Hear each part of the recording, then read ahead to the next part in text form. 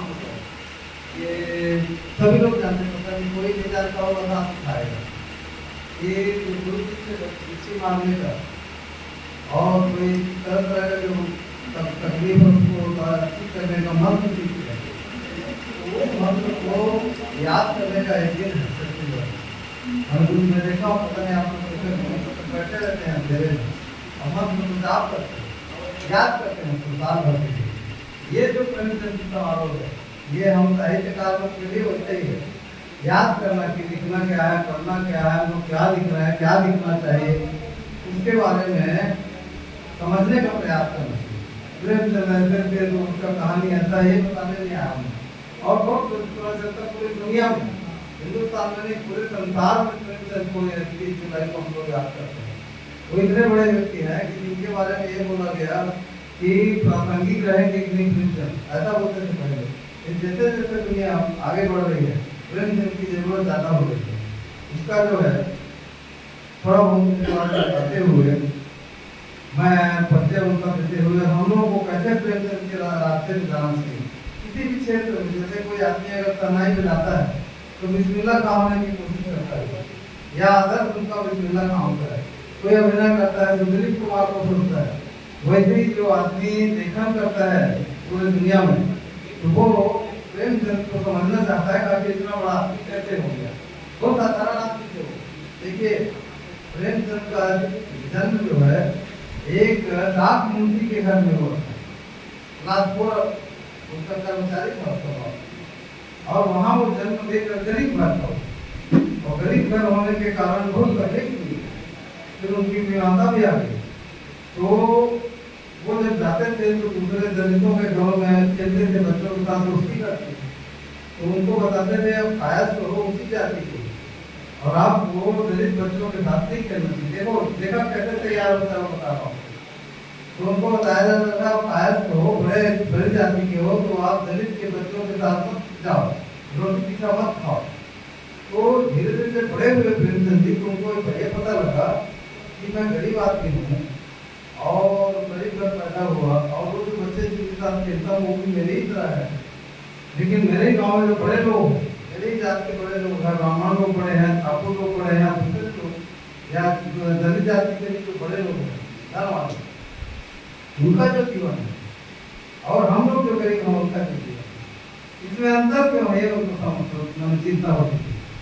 ये दलित होकर के भी आदमी अमीर है तो बहुत सम्मान से क्यों रहता है, और उसी जाति का आदमी हो कि मैं गरीब हूँ तो इतना अभाव कैसे। बस यहाँ से उसके लेखन की शुरुआत हुई।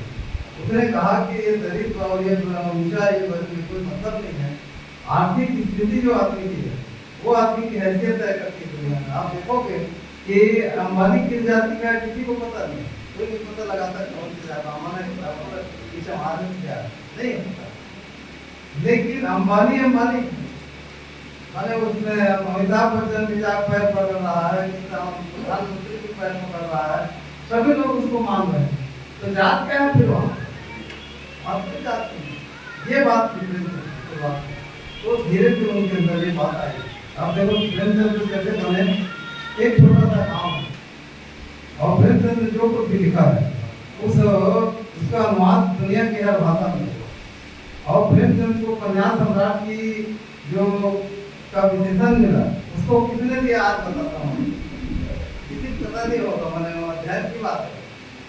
प्रेमचंद को पंजाब सम्राट जो बोलते हैं, वो प्रेमचंद के उपन्यास को जो छापता था उनका दया नारायण निगम उनका नाम था, वो शरद चंद्र को देते थे किताब, बंगाली राइटरों को देते थे।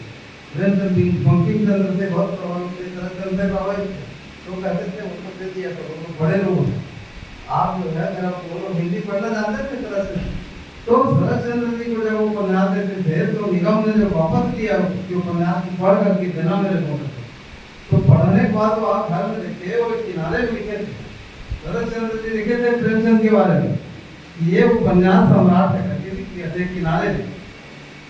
वो जो टाइटिल है वो हिंदी के आदमी ने नहीं दिया है, वो टाइटिल दिया है उपन्यास सम्राट, ये जो टाइटिल है वो शरद चंद्र ने दिया है। ये बात कितने लोग जानते हैं? तो कहाँ हिंदी का लेखक है और कहाँ वो समझता नहीं था लक्षण, तो क्या जाना होगा उसमें, उसके बारे में प्रेमचंद को समझा कितना होगा उसमें। तो आप ये देखो कि प्रेमचंद का जो साहित्य है उसमें उनका विकास कैसे हुआ। देखो गांधी जी के समकालीन थे, उनकी उम्र गांधी जी की उम्र लगभग एक बराबर थी, और गांधी जी के आंदोलन के कारण उन्होंने राष्ट्रीय आंदोलन में भाग लेने की इच्छा के कारण नौकरी छोड़ दी। बाप ने नाम रखा धनपत राय, गरीब बच्चा है, लेकिन गरीब बच्चे को भी उसके बाप की नजर में धनपत राय है। फिर जब पकड़ में आए वो तो नाम बताए तो उनको नाम प्रेमचंद के नाम से लिखना शुरू किया, चुप करके। अब प्रेमचंद की जो कहानियां हैं उनका जो विकास है, पहले आया वो आदर्शवादी उनका चिंतन था। दुनिया का किसी कोई भी साहित्यकार पंच परमेश्वर जैसी कहानी अगर लिखेगा तो वो पंच परमेश्वरों के बीच रहेगा तब लिख पाएगा, यूं ही नहीं लिख सकता। दूसरी बात ये कि उस समय के जो हिंदी के बड़े साहित्यकार थे वो संस्कृत से आए थे, जैसा प्रसाद का पूरा साहित्य, ये तमाम उनका उपन्यास लिखेंगे, और उनका जो तितली कंकाल उपन्यास है, और उनका जो महाकाव्य है उसमें के उत्तुंग शिखर पर बैठ तिला की शीतल छांव, एक पुरुष भीगे नैनों से देख रहा था फरल फरल बाहर, ऊपर हिम था नीचे जल था, एक तरल था एक तरल, एक तत्व की ही प्रधान था, कहो उसे चढ़े जाती था। ये लाइन इतनी बड़ी आध्यात्मिकता की, नीचे जल है ऊपर में हिम है, तो एक ही तत्व है दोनों का, किसको जड़ कहूं किसको चेतन कहूं, सारा जो विश्व है वो तो एक ही चीज की पैदाइश है, एक ही ईश्वर का अवतार है। इसलिए इस बात को बहुत ढंग से कहा वो संस्कृत से आए हुए थे, जो जैसा कि प्रसाद है वो संस्कृत से आए हुए थे, और जितने भी बड़े साहित्यकार उस समय के थे वो सब संस्कृत से आए थे। एक आदमी उर्दू से आया था, भारतीय उर्दू से, वो आदमी का प्रेमचंद। पूरे संसार में, साहित्य संसार में सब लोग संस्कृत से आते थे, हिंदी साहित्य। एक आदमी आया उर्दू से आया और उसकी भाषा आपसे थी, तो क्योंकि उर्दू से आया वो मुसलमानों के बीच रहता था, तो उसने पंच परमेश्वर जैसा आदर की कल्पना की, जो कि आज सोच ही नहीं सकते वैसा काम पंच होगा, वैसा काम परमेश्वर होगा। तो उन्होंने लिखते अपना विकास किया, आर्य समाजी हुए, गांधीवाद उनके भीतर आया, और आखिरी मिशन के मार्क्सवाद को उन्होंने समझा। तो धीरे धीरे विकास होता है लेखक का भी है, साधारण आदमी का।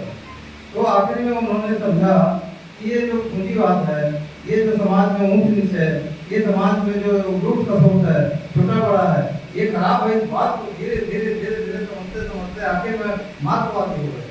उन्होंने मार्क्स को, टॉल्स्टॉय को, आपको टॉल्स्टॉय बड़े साहित्यकार का नाम जानते होंगे। टॉल्स्टॉय देखिए कितनी विचित्र बात है कि 1911 में गांधी जी ने टॉल्स्टॉय का अनुवाद गुजराती में किया, और 1911 में ही प्रेमचंद ने टॉल्स्टॉय को जो उनका उपन्यास है उनका अनुवाद उन्होंने हिंदी में किया। दो लोग बड़े लोग समझे, एक गुजराती में उसका अनुवाद कर रहा है उसी टॉल्स्टॉय का। तो जो लोग कहते हैं कि गांधी जी उनके गुरु थे, बहुत गलत बात है। गांधी जी गुरु भाई थे, इन दोनों का जो गुरु था वो टॉल्स्टॉय था। इन दोनों ने शांति का जो मंत्र प्राप्त किया, एकता का, विश्व बंधुत्व का, मानवता का, ऊंच नीच को खत्म करने का, जो जातिहीन समाज की कल्पना का, आदर्शवाद का इन्होंने मंत्र दिया, दोनों ने लिया टॉल्स्टॉय। तो गुरु नहीं है बल्कि गुरु भाई है। प्रेमचंद गांधी जी का गुरु भाई है। गांधी जी ने भी टॉल्स्टॉय को पूजा किया और प्रेमचंद ने भी टॉल्स्टॉय को पूजा किया। इतिहास गलत लिखा जाता है उनका। तो बहुत ज्यादा समय है तो फिर भी 10-15 मिनट आपको कुछ और बात बताता हूँ। देखिए अब थोड़ा सा कुछ लोग बोलते हैं प्रेमचंद जी मनोरंजन के लिए ऐसा करके इल्जाम लगाते हैं कि प्रेमचंद जी मनोरंजन के लिए नहीं लिखना चाहिए, ऐसा लिखे हैं। तो स्टडी करने पर पता लगता है कि प्रेमचंद ने लिखा है उपन्यास में कि अगर आप मनोरंजन के का ध्यान रख के नहीं लिखोगे तो कौन सा पटकेगा आपको उपन्यास में, क्यों पढ़ेगा उसको। इसलिए उन्होंने एक लेख में लिखा तो 1923 में कि हमेशा सरसता का, मनोरंजन का, पाठक को अच्छा लगे, इस बात का कमाल आप अपने अंदर पैदा करो। तब जाके जो बात आपकी लाओगे, जब आप लोग कहोगे तो देखिए एक उदाहरण दिया है उन्होंने कि एक व्यक्ति जो है वो कार्ड लीवर आए, इसको अगर कुत्ते को खिला दोगे तो बहुत ज्यादा उसको ताकत और बुद्धि मिलेगी, ऐसा एक आदमी को बताया गया। वो आया और कुत्ते को पकड़ लिया और कुत्ते को पकड़ के जो खोल के उसको देने लगा तो भाग गया, उसका मार के भाग गया और गिर गया उसके हाथ से, तो सितारा था काट हो रहा है। तो कुकुर उधर से आया और गिरा हुआ जो था उसको चाटने लगा, पूरा पीती है चाट दी। तब उसको समझ में आया ये अब जबरदस्ती करोगे किसी के साथ में, साहित्यकार हो मेरी उपन्यास सुन लो, मेरी बात सुन लो, जब उसके अनुकूल उसको वातावरण दोगे तो वो गिरे हुए को चाट देगा, आपकी खराब किताब को पढ़ लेगा, समझ लेगा। ये बात बहुत ही मर्म की बात है। तो इसीलिए लिखा हो प्रेमचंद ने कि मनोरंजन का ख्याल आप नहीं रखोगे तो आपकी विद्वता पर कौन सा पड़ेगा। तो आप देखो जो भी कलाकारी में जिसमें रहेगा तो आपको मनोरंजन अच्छा लगना चाहिए। तो मैं तो बात बता रहा था कि प्रेमचंद ने तरह तरह का लिखा, जैसे एक उनकी कहानी पता नहीं आप पढ़े हो नहीं पढ़े हो, सुजान भगत कहानी, छोटी कहानी, उसमें एक आदमी तो देखते हैं, देखो कमाल है कि किसी किसान के पास पैसा आया कि धर्मात्मा बनने का उसको जुनून हो जाता है। तो 3 साल से इनका जो है गन्ने का जो है खेती बहुत अच्छी हुई। तो सुजान जो है उसने कहा कि दान पुण्य करूँ, तो दान पुण्य करने लगे और जो अफसर लोग मैंने अफसरों के सामने झुका रहता था, वो अफसर आते थे, खाते थे, पीते थे, दूध पीते थे, तो उनको महतो जी कह के उनका ऐसा उम्र नहीं थे, तो बड़ा उनका मान किया। फिर उन्होंने सोचा कि भाई एक दिन आकर के कहा कि चलो ये लोग आए पंडित को आए तो जा रहे गया तो हम लोग मिल गए जाएंगे, पत्नी होती है कभी पैसा तो रखा हुआ, तो लेकिन मान जाते चलते आ जाते हैं। 11 गाँव में गया से लौटने के बाद 11 गाँव में खाना खिलाया और खाना खिलाने के बाद उसका नाम भूख हो गया। देखिए अब कहानी शुरू होती है, बड़ी कहानी। इस कहानी में क्या बताया प्रेमचंद ने कि आप घर में हैं, आप रिटायरमेंट आपका हो गया, या आपने समझा कि मैं पैसा कमा दिया, बच्चे लोग मेरी इज्जत करेंगे और मैं जो है आराम से रहूंगा, क्या ऐसा आप सोचते हो?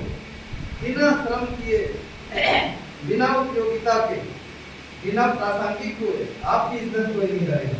इस बात के लिए कहानी लिखा हुआ। आप कभी ये मत सोचो कि आपने काम कर दिया और आप कुछ नहीं करोगे और आपकी पुरानी कमाई को ख्याल रख करके वो आपकी इज्जत करेगा। ऐसा जब तक आपके हाथ पैर चलेंगे, पुरुषार्थ चलेगा, आप काम करोगे, काम के काबिल रहोगे, तभी तक इज्जत रहेगी। ये कल्पना अपने बेटे से भी उम्मीद मत करो। इसके लिए कहानी ऐसी नहीं, लेकिन सुजान भगत को ऐसा करके गलत अर्थ बताते हैं। जो मैं बता रहा हूँ उसके लिए कहानी बताता हूँ। तो वो जो सुजान भगत है तो उसने दान पुण्य करने लगा। वो एक बार एक भिखारी आया, तो भिखारी आया तो उसने कहा तुम्हारी माँ को बोलो क्या है, हाथ में मेहंदी लगाई है क्या। देखो उसके प्रेमचंद की लिखने की शैली देखो, अपने जवान बेटे को बोलता है अपनी माँ को बोलो हाथ में मेहंदी लगाई है क्या, क्यों नहीं देती है, चिल्ला रहा है भिखारी। तो वो बोलती है, वो औरत बोलती है कि अपने बाप को कह दो कि जाकर के खुद दे देता, बहुत संतानी बन रहा है, भगत बन रहा है, मैं नहीं देती। तो बोले वो आटा जो पीती है उसको दे दूं क्या। बोले मैं रात को ऐसे मुंशिरों के लिए, मुंशिरा शब्द है उत्तर प्रदेश का शब्द है, ऐसे मुंशिरों के लिए मैं रात को नहीं पीती हूँ, अपने परिवार को नहीं पीती, कोई दूसरा चीज देती। तो वो जौ देता है, जो इतना सारा एक आटा जब उठा के लाता है, उसका लड़का भी देता है और छीन लेता है। अब होता है कि दान की तरह दिया जाता है। आप काम करते नहीं, अब आप मुक्त हो गए काम से, कैसे शादी तोड़ करके मेहनत करके हम पैदा करते हैं और आप दान ऐसा दे रहे हो, तो आप आराम करते हो। आप क्या जानोगे कि कितने मुश्किल से हम पैदा करते हैं। बोले ठीक है, जितना तो होता है उसको होता भिखारी को कि बाबा चले जाओ, किसी को होता दान नहीं। उसके बाद जाकर चौरस बैठ जाता है, पेड़ रहता है और वहीं बैठा शाम के समय उसका जो है औरत आके कहती है कि खाना बन गया, चलो हम खाना खा लो, तो यहाँ बैठे हो। तो बोलता है तुम लोग खा लो, मैं एक निकम्मा आदमी हूँ जो काम नहीं करता, उसको खाना मत दो, वो उसके बदले में तुम्हारे बेटे कल खाना खा लेंगे, वही खाना मुझे खाना मत दो। उसके बाद कहता है यही तुम्हारी खराब आदत है, थोड़ा सा बोल दिया कि क्या ज़्यादा दे रहे हो, ठीक दे रहे हो, तो इतना नाराज हो गए, बेटे इतना भी नहीं कह सकते।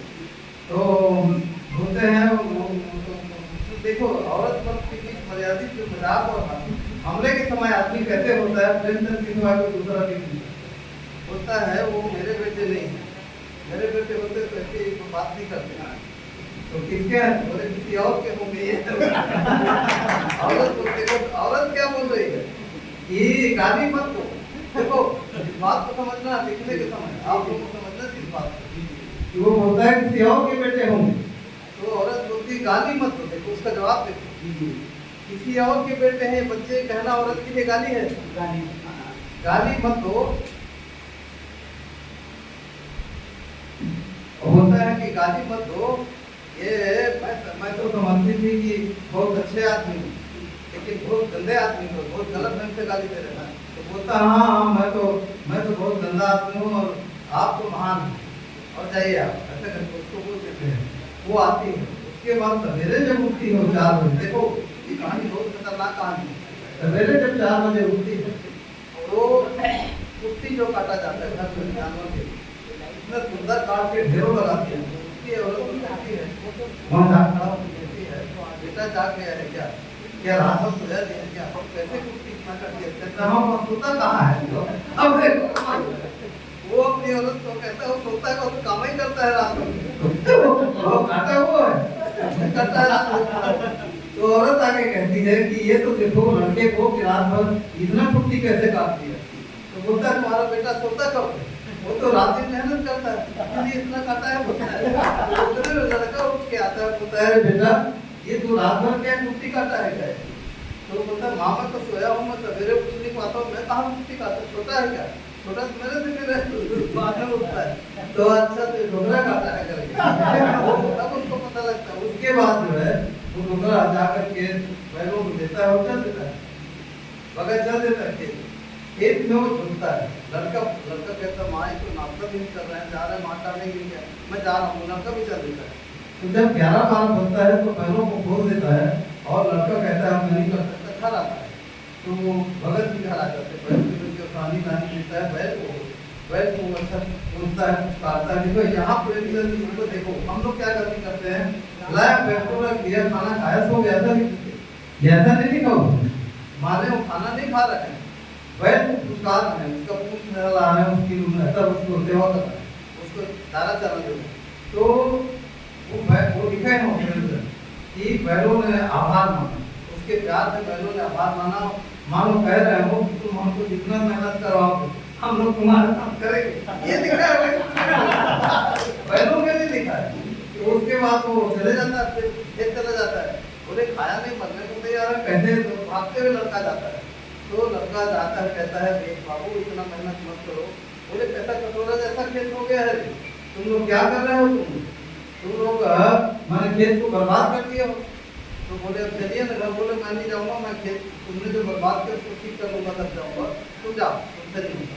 तो ऐसा करने पर बहुत अनाज हुआ, मतलब अब आखिरी में आ गया अनाज बहुत हुआ और खलिहान में अनाज आ गया, देखो बहुत महत्व की बात है, खलिहान में अनाज आ गया, तो जब लेने वाले लोग आए खलिहान में, जब खलिहान में आए तो बाबा बोला तो कहता है वही आदमी था भिखारी, बोले कहता है बाबा, बोले आओ तुमसे जितना उठता है उतना अनाज दे दो, वो देखता है लड़के की तरफ, भिखारी लड़के की तरफ देखता है, बोलता इससे क्या देखते हो, तुमसे जो होता है तुम मैं कह रहा हूँ तुम उठाओ, तो जब वो उठाता है तो बोले मेरे से नहीं उठ रहा है, बोले यार कैसे आते हैं तुम, थोड़ा सा मुझे खुद जाकर के वो एक टुकड़ी रोज में अनाज रख देता है, बोलता है मैं नहीं उठा सकूंगा बाबा, बोलते अंत है देखो कहानी का, मैं नहीं उठा सकूंगा बाबा, बोलता है आप नहीं उठाओगे तो गाँव कहाँ है आपका, थोड़ा दूर है, बोले चलो मैं छोड़ता हूँ सर को उठा के चलता हूँ, तुम आगे आगे बताना, तो सर को झेल देता है, उनको उठा लेता है एक टुकड़ी चावल की, और आप उसके पीछे जब उठाता है तो देखता है लड़के की तरफ देखा, लड़के ने सर झुका दिया, बूढ़े बाप के सामने लड़का हार गया था, क्या मतलब क्या हुआ कि पौरुष को हराता है, तुम बाप को इसलिए बेटा नहीं इज्जत कर रहा है, तुम्हारे पौरुष की इज्जत हो रही है, अगर बाप की इज्जत होती तो सभी निकम्मे बाप की इज्जत करते हैं, बड़े तुम्हारे कमाने वाले बाप की इज्जत क्यों करते हैं, मैं ये बोल रहा था कि भाई साहब आए तो इनका बहुत बहुत अमीर आदमी थे, बड़ा भारी मकान। मैं कहता हूँ तुम्हारे लड़के लोग अभी तुम्हारे मकान में रहते हैं, तुम अभी लड़कों को मकान में नहीं रहते। ऐसे ही है। तो ये एक एक बात को लिखा है, चाहे मेरे ऊपर कफन में भी जो कहानी है उसको सब लोग आप जानते हो। प्रेमचंद ने जो यात्रा किया उसके बारे में बहुत कहने की जरूरत है, लेकिन ये अवसर नहीं है। तो पर भी मैं आगे समाप्त करते हुए बताना चाहता हूँ कि उस समय महादेवी वर्मा, निराला, प्रेमचंद, प्रसाद, ये बड़े लोग सब एक साथ लिख रहे थे, छोटे थे इन लोगों। तो आप एक बात देखेंगे, विचित्र बात है कि निराला जैसा कवि जो था, देखो सत्ता को समझो, मैंने हम लोग सत्ता अभी कोई सत्ता ने यहाँ किसी आदमी को बनाया, साहित्य में किसी आदमी को कोई जगह में लिखा है क्या सत्ता? शायद मैं बहुत करीब हूँ, मेरे लिखा है, किसी को नहीं लिखा है। सत्ता क्या चीजें समझो, वो किसी का मित्र है शत्रु नहीं, उसको अपने काम से फुर्सत नहीं। इस बात को समझो, इस बात को उदाहरण से समझो कि निराला बहुत बड़ा कवि था।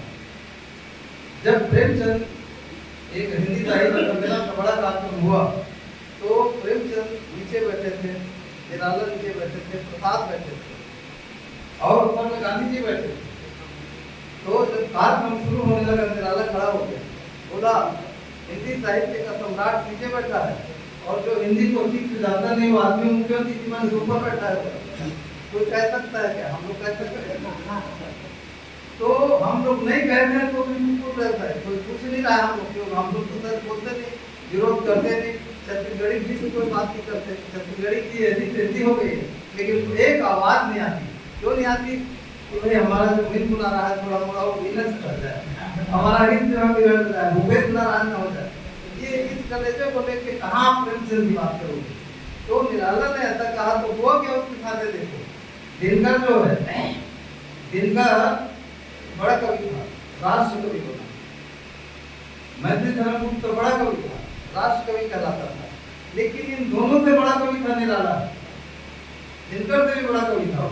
लेकिन निराला को कभी हाथ नहीं डाला गया। वो आदमी पागल कहलाया, गरीब कहलाया, उसकी बेटी मर गई, शादी ठीक से नहीं कर सका, उसके घर में अभाव ही रहा, लेकिन कभी शासन ने पूछा नहीं। जबकि दूसरे लोगों को समय किसी को कुलपति, दिनकर को कुलपति बनाया नेहरू ने और इसको राष्ट्र को ही घोषित किया। तो सत्ता के साथ आपको अर्थ को समझना चाहिए। मेरे घर में गौरव संबंध है मुख्यमंत्री से, लेकिन सत्ता सत्ता है। अगर आप सत्ता के अनुकूल नहीं दिखते हो, तलवार नहीं चाटते हो, तो कुछ भी चीज पाने या कुछ भी चीज आगे बढ़ने के लिए आपको कभी सत्ता का प्यार मिलेगा या आप दिमाग में निकालना। अगर आपको पाना है तो आप तलवार चाटना सीखिए। आप ऐसा नहीं हो सकता कि आप इधर दबाए हुए हो, इधर की कुछ दबाए हो और लड़ोगे। कितना लड़ोगे? इतनी चलाओ, जब तक खाली नहीं करोगे तलवार कैसे चलाओगे? साधारण बात है। इसलिए इस बात को समझना चाहिए। यही जन्मवाद है कि आप अगर पैदा हुए हो तो मरोगे।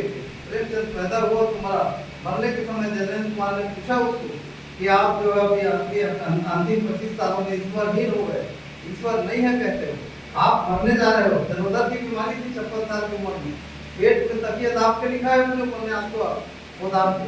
तो उसको पूछा कि आप बताओ कि ईश्वर है कि नहीं? अभी बताओ। बोले ईश्वर नहीं है। बोले कैसे आप कहते? बोले कि यहाँ नंगे लोग, बेईमान लोग, गद्दार लोग, दूसरे का गला काटने वाले दुखी हैं और ईमानदार लोग दुखी हैं, तो मैं कैसे मानूं जैनेन्द्र की ईश्वर है? अगर ईश्वर होता तो ऐसी हालत दुनिया की नहीं होती। ये कह के मर गया हुआ। तो इतना बड़ा कलेजा है। देखिए ईश्वर को मानने के लिए आपको साहसी होने की जरूरत नहीं है, ईश्वर को नहीं मानने के लिए साहस की जरूरत है। आप जब कहोगे भगवान नहीं है तो उसके लिए बहुत बड़ा कलेजा और समझ चाहिए आपको। जो बड़े बड़े लोग हैं जो समझे वो लोग नहीं सर आते हैं, कभी रह नहीं ईश्वर आते। लेकिन तो ईश्वर को मानने के लिए, आस्था के लिए वो तो अच्छा मान रहे, सभी लोग आस्था में हैं, तो आपको कोई खतरा नहीं। ईश्वर नहीं है कहोगे तो सब लोग समझ जाएंगे। इसलिए वो ठीक से हट करके काम करना बड़ी बात है। तो आखिर में ये बता रहा हूँ कि कहीं से भी अच्छी चीज को पकड़ना। महादेव वर्मा ने लिखा है, आखिर में आपको बता रहा हूँ कि महादेव वर्मा 12 साल 15 साल छोटी थी, कविता लिखी। उसके स्कूल में प्रेमचंद गए थे तो कविता सुनाई, तो बोले अच्छा लिखी। जब वो बड़ी हुई हो, कुलपति हुई हो, तो ये जाते थे वहाँ मिलने। तो एक बार महादेव वर्मा घर मिलने गए, प्रेमचंद जी की सहजता देखो, मिलने जब गए प्रेमचंद जी, तो वहाँ कुलपति उसका आराम करने का समय था, तो भक्ति नाम का उसके बर्तन मानी वाली भक्ति निकली, वो गुरु जी को सो रहे हैं, ये समय नहीं है मिलने का, बोले ठीक है, वो सो रही, तू तो नहीं सो रही है, आ इधर सो। बैठे दोनों जन पेड़ के नीचे, तो बोली भक्ति तू कहानी वहानी जानती है क्या? बोले हाँ मैं जानती हूँ। तो सुनाने लगी हो, तो आधा घंटा हो गया सुनाते सुनाते, अचानक किसी काम से महादेवी बाहर निकली, आके देखी कहानी सुन रहे हैं और वो भक्ति सुना रही है। बात क्या है? बोले आप कितना अत्याचार करते हैं, इतने महान व्यक्ति हो, कैसा आप करते हैं? बोले महादेवी तू कवि है, तू कहानी जानती नहीं, कहानी भक्ति जानती है। आप कितनी सहजता हो। उसी तरह से मनुष्य को जीवन जीना चाहिए, साहित्यकार को वैसे चीजें भी करनी चाहिए। और प्रेमचंद का जैसा नजरिया धीरे धीरे गरीब घर में पैदा होकर आज समाधि हुए, गांधीवादी हुए, बाद में जब समझ में आया कि संसार में जो जन्मार्थ है और प्रगतिशीलता है, मार्गवाद है, मार्ग को पढ़ा उन्होंने, उनको पता लगा कि दुनिया जो है दुनिया की द्वंद्वात्मकता है कि आदमी दूसरा कमाता है, उसके लाभ को पा के मोटा पेट वाला दूसरा हो जाता है, जो कमा रहा है उसको कुछ नहीं मिलता, और जो नहीं कमा रहा है वो इतने बड़े लोग हैं वो थोड़ी काम करते हैं, उन्हीं काम करते हैं। तो आखिर कैसे हो जाए? इस बात को समझ करके उन्होंने जो साहित्य में लिखा और दुनिया को समझाने का प्रयास किया। इसीलिए इतना पूंजीवाद के बढ़ोतरी के बावजूद, अत्याचार की बढ़ोतरी के बावजूद, जातिवाद की बढ़ोतरी के बावजूद, धर्म की धर्मांधता की बढ़ोतरी के बावजूद ये दुनिया जीने लायक है। तो प्रेमचंद जैसे बड़े लेखकों को समझाने के कारण जीने लायक है। ये बात